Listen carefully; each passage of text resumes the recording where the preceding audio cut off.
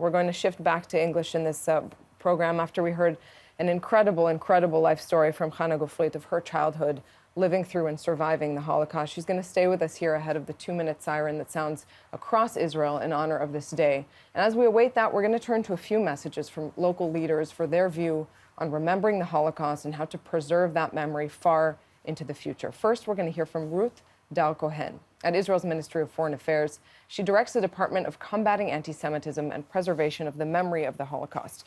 She served in the Israeli Ministry of Foreign Affairs for the better part of the past 4 decades, recently as Deputy Chief of Mission at the Embassy of Israel in Poland in Warsaw. We'll turn it over to her for her message on Holocaust Remembrance Day. As in every year, we commemorate the Holocaust today in Israel, the Yom HaShoah, right after Pesach and a few days before our Independence Day. We live today in a world where extremism is constantly on the rise. Hate speech of all kinds has become normalized, and Holocaust distortion and manipulation is gaining an increasing part of the common discourse. During our days, when the survivors are parting with us, as life goes, we will soon find ourselves without those who can bear witness to the horrors of the Holocaust. It is on us, our responsibility, to protect the memory of the Holocaust and to pass the story to our children and to future generations. I would like to commend CAM and Zikaron Basalon for their commitment and amazing work all year long in combating anti-Semitism and protecting the memory of the Holocaust, and especially today for this one-of-a-kind campaign around the globe. I wish us all that we will be always prepared to and stand by the other in need, because, as in the words of Hannah Senesh, a young Jewish woman who perished while trying to save Jews, the only thing which you cannot defend yourself from is indifference. Thank you. Thanks so much to Ruth Dal Cohen. And joining us now is Deputy Chair of the World Zionist Organization and Chair of the Department for Israel and Holocaust Commemoration Worldwide, Tova Dorfman, originally from Detroit, Michigan. She's lived in Israel since 1984, serving in leadership roles for a number of institutions and organizations, including the Herzl Center, the Forum of Foundations in Israel, the Steinhardt Family Foundation in Israel, and the Museum of the World Zionist Organization. Take a look at her message. Hi, as Holocaust Remembrance Day approaches, Yom HaShoah, this coming Thursday, I want to encourage everyone to listen to testimonials, to hear from the survivors while they're still here. We are all dreading the day when we wake up one morning and the headline reads, "The last survivor has just passed away." And so it is so important for us to embrace these people in the next few days, particularly in the next few days, but overall during our daily lives, to remember what they went through and to also remind us that we are in a very, very ominous period where anti-Semitism is rising. So therefore, please have as many gatherings as you can, Zikaron Basalon, to have people to listen to their testimonials, to watch them on social media, to listen to their voices, and to spread the word. Well, here in Israel, it is almost 10 a.m. and Yom HaShoah, known as Holocaust and Heroism Remembrance Day in Israel, in English rather, is one of the most solemn days of the year in Israel. And for those experiencing it inside the country for the first time, it is truly unlike anything you've seen before. At 10 a.m. exactly, a 2-minute siren sounds nationwide. Everybody can hear it everywhere. No matter where they are or what they're doing, Israelis across the country stop and stand in silence to remember and honor the 6 million Jews murdered by Nazi Germany. It's a powerful collective act symbolizing the solidarity of the Jewish people. Let's begin.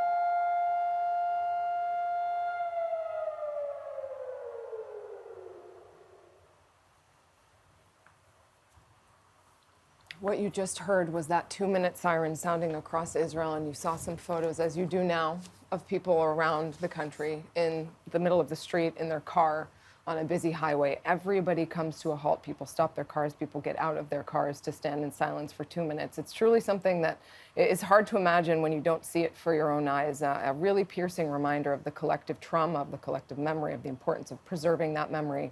On a personal note, I think many people here in Israel certainly think of their own families in that time as well. I can think of my own on a personal note of my grandmother, who was lucky to be born in Jerusalem, but her family, who was from Warsaw, who was killed in the Holocaust. So a really touching, a moving moment. Chana Gofri, thank you so much for being with us for that moment that I know means so much to you. Toda rabba. תודה לך.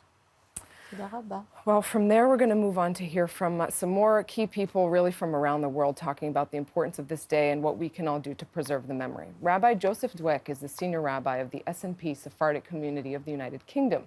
He's joining us with a few words to lead us into the El Maleh Rechamim prayer for the victims of the Holocaust.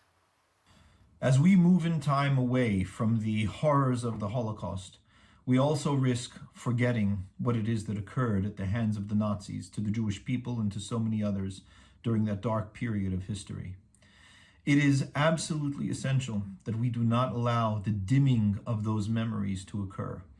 There are greater voices of denial as to what happened in the Holocaust, and perhaps even more worrying, there is a sea of ignorance among so many, especially young people, as to the events of the Holocaust and what it is that occurred. Genocide is a reality, unfortunately, in this world. It is the dark part of the human heart, and it is absolutely essential that we never allow that to be forgotten and that we do everything that we can so that it should never happen again in this world. Sadly, we are losing the eyewitnesses, the survivors of the Holocaust, and it is essential that we have their testimony, that we have their words, their witness to what it is that happened. We must make sure that we not only remember, but we teach and we educate as to the horrors that occurred during that time. It is our responsibility to learn and to grow from the terrible and horrible atrocities that we have in our history, and to do everything that we can to become a whole and just society. El Maleh Rachamim shochen במרומים, המצא מנוחה נכונה על כנפי השכינה, במעלות קדושים וטהורים, כזוהר הרקיע מאירים ומזהירים. לנשמות 6 מיליוני אחינו בני ישראל, אנשים, נשים, ילדים וילדות שנהרגו, שנשחטו, שנשרפו, שנחנקו, שנטבעו ושנקברו חיים בידי הנאצים ועוזריהם, יימח שמם, באושוויץ, מיידנק, טרבלינקה, מאוטהאוזן ובשאר מחנות ההשמדה, ומסרו את נפשם על קדושת השם, בעבור שאנו מתפללים לעילוי נשמותיהם.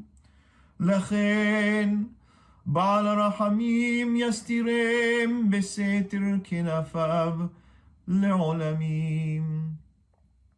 בצרור החיים את נשמותיהם, בגן עדן תהא מנוחתם.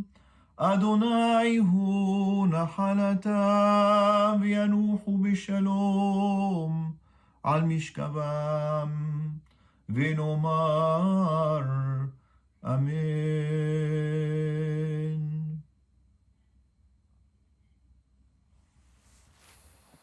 Thanks very much to Rabbi Dweck for that moving prayer. And now we'll hear from Dr. Nachman Shai, Israel's Minister of Diaspora Affairs and a former Knesset member, journalist, and IDF Brigadier General. Minister Shai, welcome. Shalom from Jerusalem. On Yom HaShoah, we remember the 6 million Jews who were murdered in the Holocaust, men, women, and children.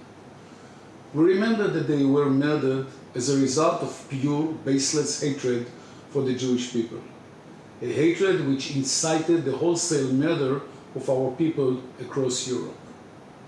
I'm very moved to take part in this special initiative of the Compound Anti-Semitism movement for Yom HaShoah, which is observed in Israel but is also marked by Jewish communities around the world. Speaking to us today are 5 Holocaust survivors living on 5 different continents. I'm so happy that you are with us today to tell you stories of endurance, courage, and survival. The very fact that you are with us here today is a victory. The very fact that I, whose grandfather, grandmother, and aunt were murdered by the Nazis, am here speaking with you from Jerusalem as a representative of the government of Israel is a victory. Thank you all for being here, Holocaust survivors, community representatives, and members of Jewish communities around the world. Thank you for remembering. Thank you for commemorating. Thank you for being part of a chain of remembrance which must never be broken. Never forget. Toda miYerushalayim. Toda, thank you to Dr. Nachman Shai, and we're proud now to welcome one of the women who started it all at Zikaron Basalon, Memory in the Living Room, co-founder and board member Dana Sender-Mala.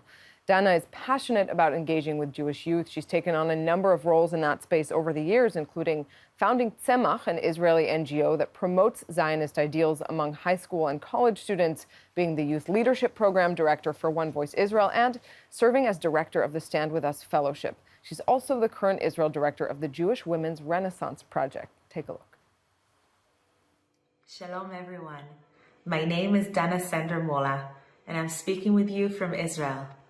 Zikaron Basalon is an incredible grassroots movement that was established over a decade ago.